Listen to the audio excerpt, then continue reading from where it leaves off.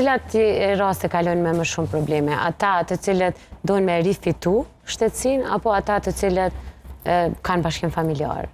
Zakonisht personat që paraqesin kërkesën, që kom hasë në kohën e fundit më së shumti, ka qenë kërkesa me naturalizëm. Kjo është sepse ata e kanë bindjen që paraardhësi i tyre është shtetas i Republikës Kosovës edhe domosdoshmërisht kanë me fitu.